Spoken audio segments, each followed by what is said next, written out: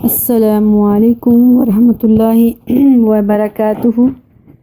اعوذ باللہ السمیع العلیم من الشیطان الرجیم، بسم اللہ الرحمن الرحیم۔ ربی اشرح لی صدری ویسر لی امری واحلل عقدۃ من لسانی یفقہوا قولی۔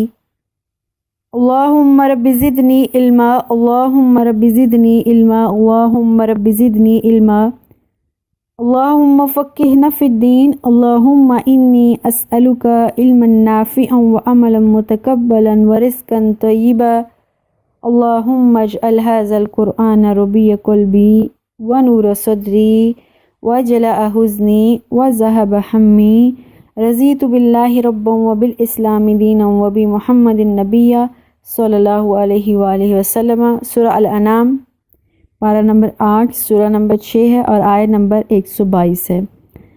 بسم اللہ الرحمن الرحیم۔ اومن کان میتا فاحییناہ، کیا بھلا وہ شخص جو پہلے مردہ تھا، فاحییناہ پھر ہم نے اس کو زندہ کیا، وجعلنا لہ پھر ہم نے بنایا اس کے لیے نوراً ایک نور، یمشی بہ فی الناس وہ اس نور کے اندر رہتا ہوا لوگوں میں چلتا پھرتا ہے، کمن کیا اس شخص کی طرح ہو سکتا ہے، مثلہ فی الظلمات جو اندھیروں میں رہتا ہے، لیس بخارج منہا اور وہ اس اندھیروں میں سے کبھی بھی نکل نہیں سکتا ہے، کذالک زین للکافرین اسی طرح سے ہم نے کافروں کے لیے خوبصورت کر کے رکھ دیا کیا، ما کانوا یعملون وہ جو عمل کرتے ہیں۔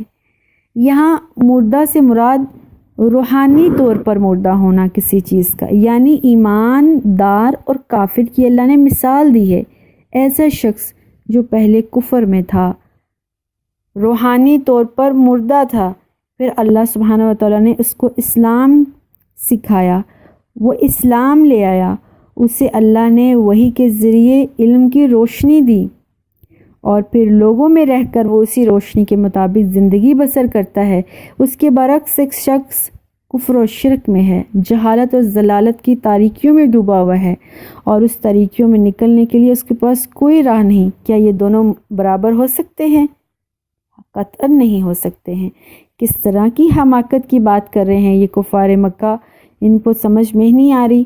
ان کے برے اعمال ان کو اچھے لگتے ہیں اور وہ اسی میں خوش ہو رہے ہیں، حالانکہ وہ اس مردہ لوگوں کی طرح ہیں، مردہ دل کی طرح ہے جو کہ اندھیروں میں ڈوبی ہوئی ہے، جس کے لیے روشنی کا کوئی راستہ نہیں ہے۔ اللہم لا جعل منہم وَكَذَلِكَ جَعَلْنَا لِكُلِّ قَرْيَةٍ أَكَابِرَ مُجْرِمِيهَا۔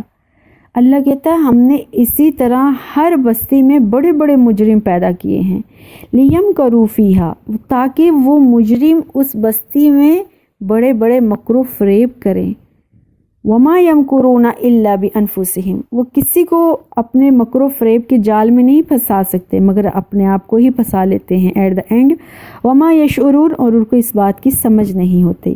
جیسے ہم نے سورہ البقرہ میں پڑھا، وَمَا يَخْدَعُونَ إِلَّا أَنفُسَهُمْ وہ صرف اپنے آپ کو دھوکہ دیتے ہیں، کسی کو دھوکہ نہیں دے سکتے ہیں۔ اسی طرح سے مکہ کے بڑے سردار قریش مکہ جنہوں نے مسلمانوں کے خلاف پلاننگ کی، ظلم و ستم کیا، مکر و فریب کے جال پھنسائے، اور اسی طرح نہ صرف کفار مکہ اس جال میں پھنس گئے، مسلمان بہت سیفلی اگر اس شہر سے ہجرت کر کے حبشہ کی طرف گئے، وہاں سے بھی عزت پائی، وہاں سے سیفلی ہجرت کر کے مدینہ گئے تو وہاں پر بھی عزت پائی، اور اپنی ایک حکومت اسلامی پہلی ریاست مدینہ میں جا کے مسلمانوں کی طرف کی بنی، اور نہ صرف مسلمانوں نے دوبارہ قریش مکہ کے اوپر حکومت حاصل کی، اور ہم دیکھتے ہیں 8 ہجری میں مسلمانوں نے کس طرح سے مکہ کے اوپر دوبارہ فتح حاصل کی۔ نہ صرف مکہ بلکہ مکہ کے ارد گرد اور دور دور کے علاقے، شام، مصر اور اس طرح کے دور کے علاقوں میں، ممالک میں مسلمانوں کی حکومت ہوئی۔ ایسا کیوں ہوا؟ کفار مکہ بہت خوش ہو رہے تھے اپنے مکر و فریب میں، مسلمانوں کے خلاف جال بچھا رہے تھے۔ اللہ کہہ رہا ہے کہ ہر بستی کے سرداروں کا یہی حال ہوتا ہے، وہ حق کے راستے میں روڑے اٹکاتے ہیں، وہ مکر و فریب کرتے ہیں۔ ایسے لوگ اللہ کے نزدیک سب سے بڑے مجرم ہیں۔ وہ یہ کام اس لیے کرتے ہیں تاکہ حق کی دعوت کہیں ان کی اس سرداری، اس حکومت کو ختم نہ کر دے۔ اور اس کی بہت بڑی مثال ہمارے پاس فرعون کی ہے۔ موسیٰ علیہ السلام کے معجزات کو دیکھ کر اس نے کیا کہا تھا؟ یہ تو سری جادو ہے، اور یہ موسیٰ علیہ السلام کیا چاہتے ہیں؟ مجھ سے حکومت چھیننا چاہتے ہیں، میری حکومت پر قبضہ کرنا چاہتے ہیں۔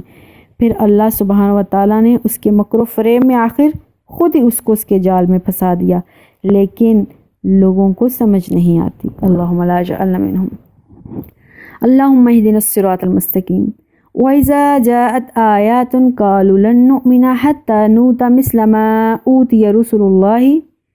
ایسے لوگوں کے پاس جب اللہ کی طرف سے کوئی نشانی آتی ہے، کوئی معجزہ آتا ہے، تو قولو کہتے ہیں لن نؤمنا، ہم تو ہرگز اس پر ایمان نہیں لائیں گے، حتیٰ نؤتیٰ مثل ما اوتیہ، ہمیں بھی ویسی ہی رسالت دی جائے جیسے محمد صلی اللہ علیہ وسلم اور انبیاء کو دی گئی ہے۔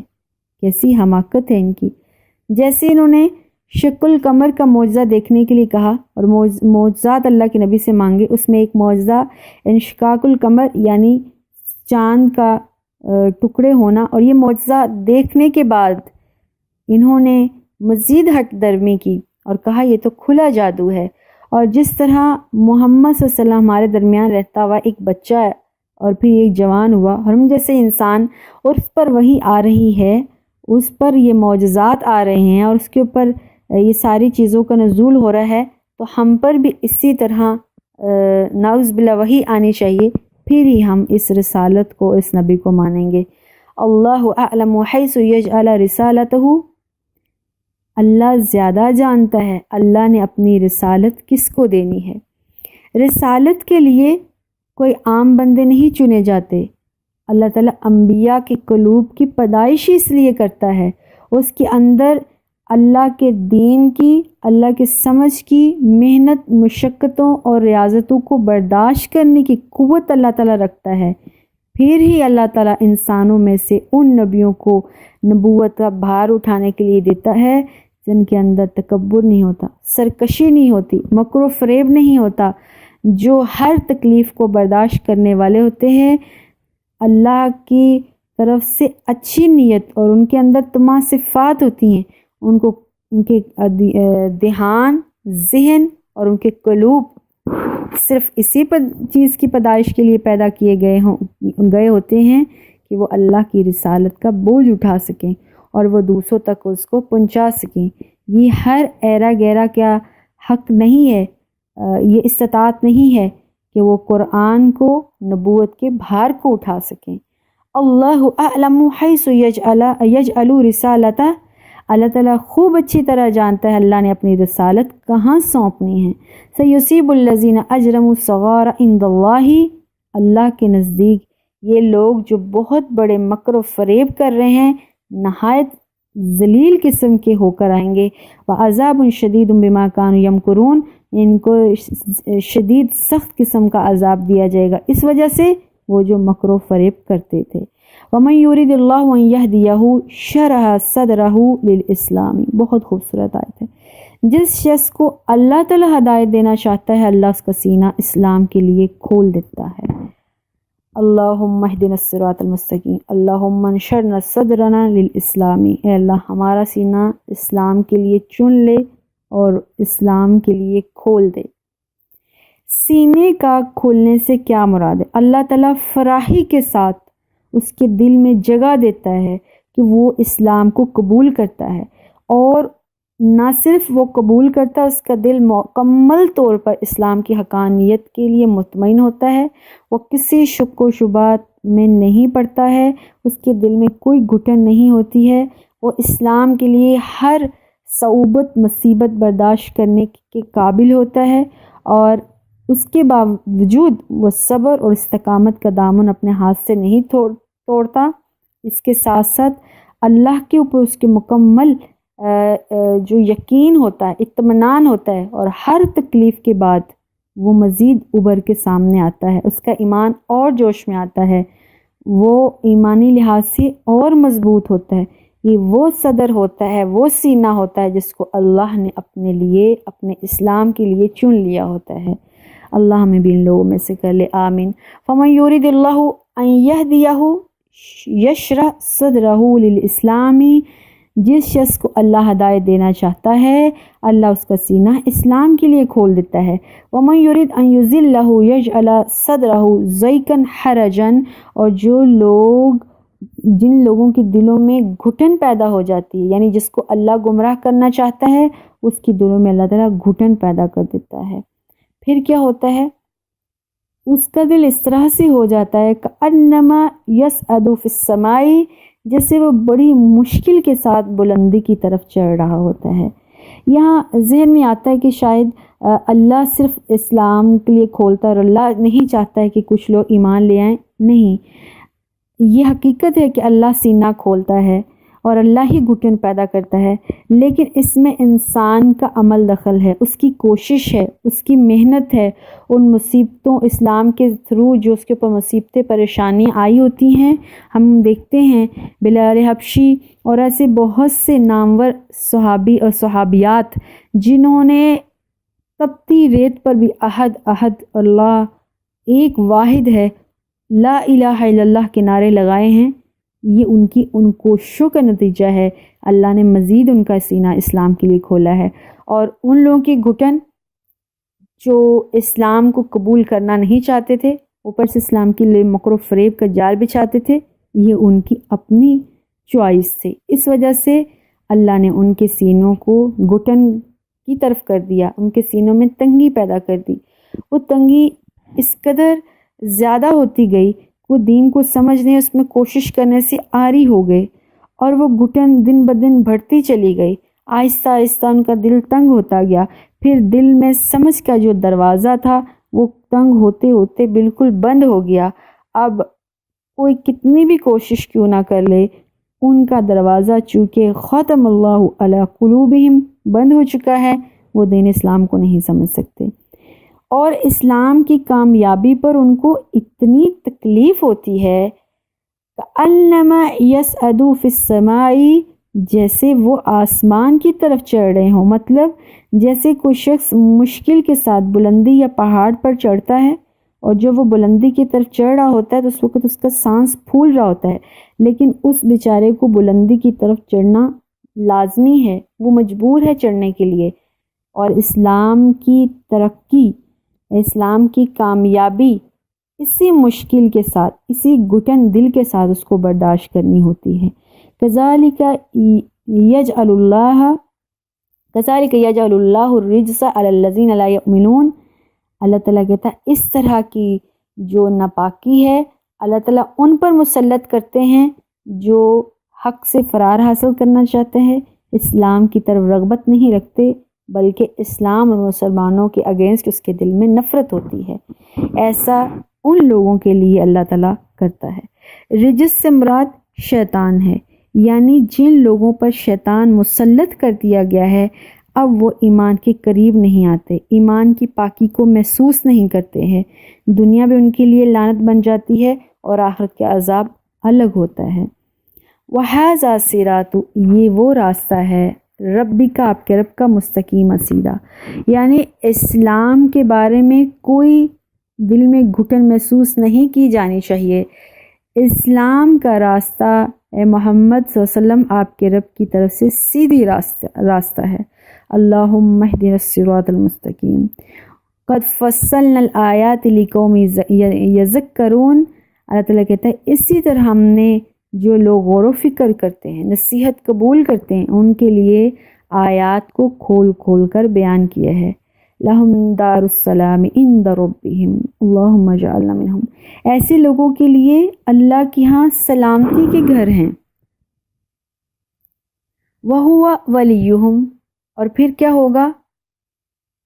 ان کا اللہ تعالیٰ ولی ہوگا، اللہ ان کا دوست ہوگا۔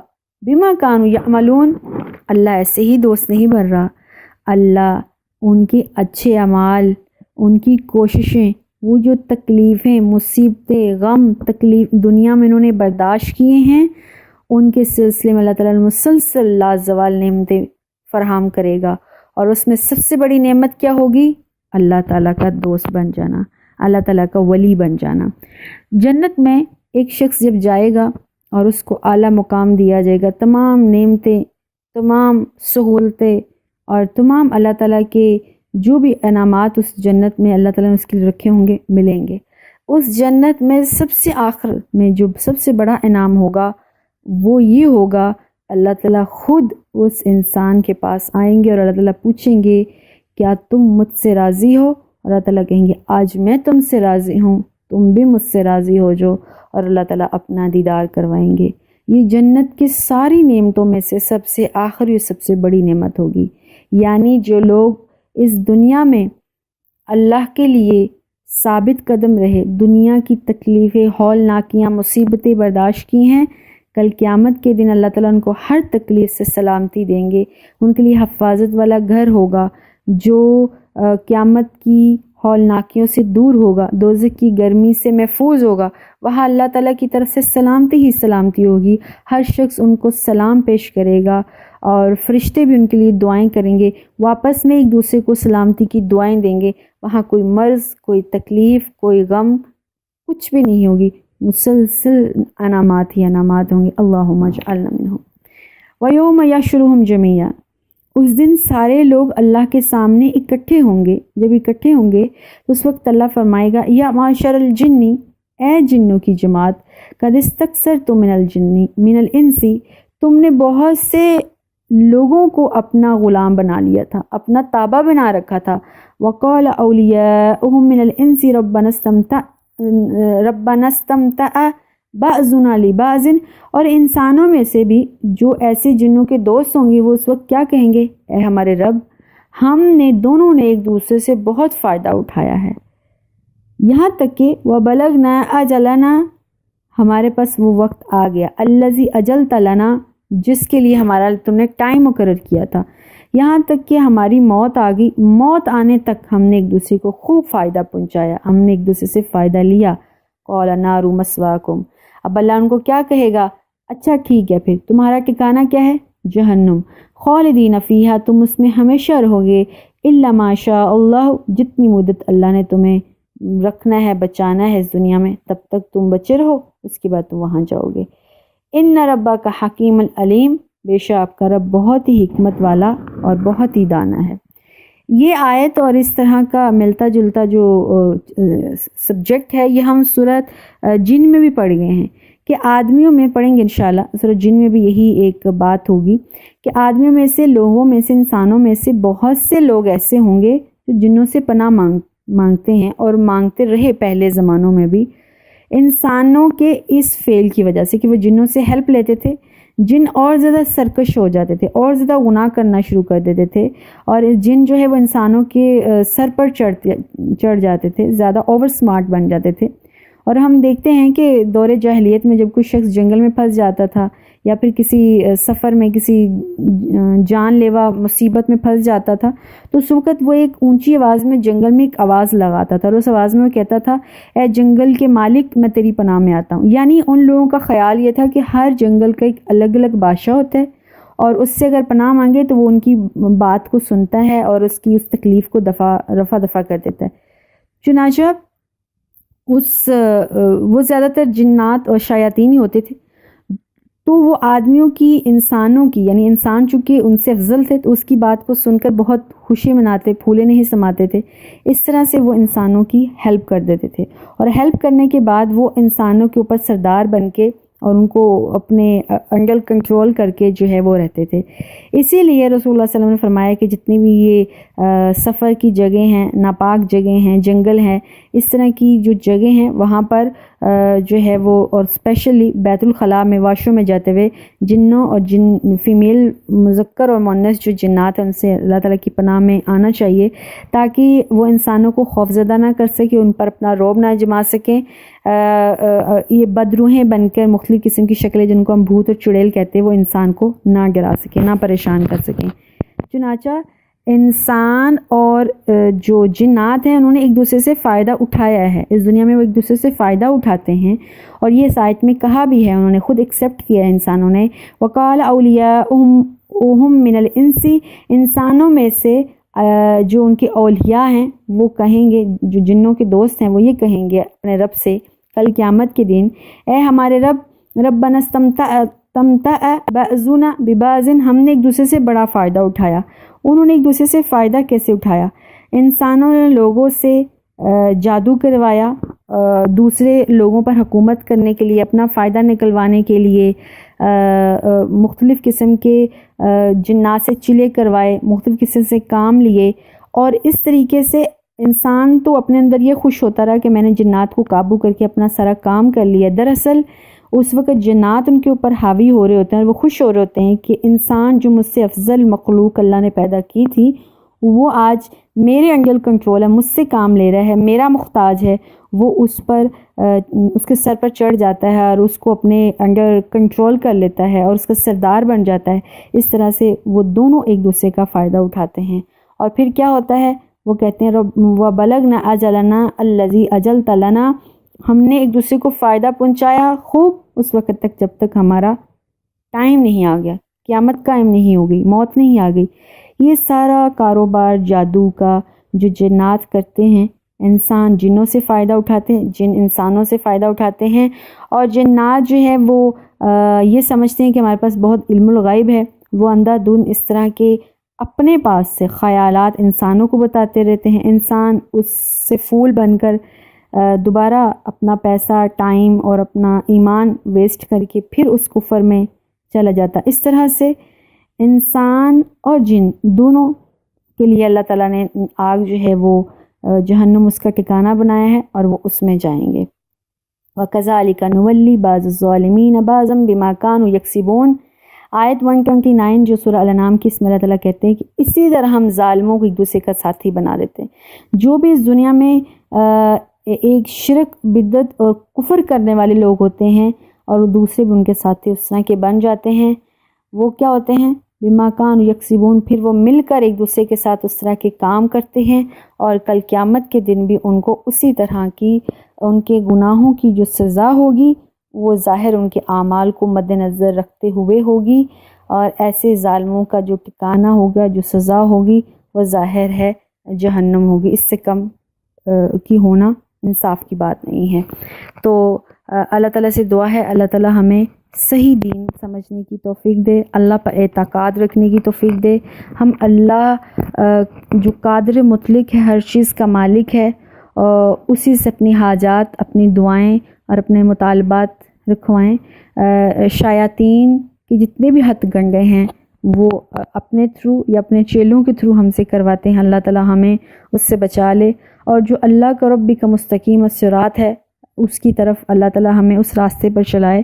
اور جیسے اللہ تعالیٰ نے کہا لہم دار السلام عند ربہم، اللہ کے پاس سلامتی کے گھر ہوں گے ان کے نیک بندوں کے لیے، اللہ تعالیٰ ہمارے لیے بھی وہ سلامتی کے گھر مقرر کر دے۔ والسلام علیکم ورحمۃ اللہ وبرکاتہ۔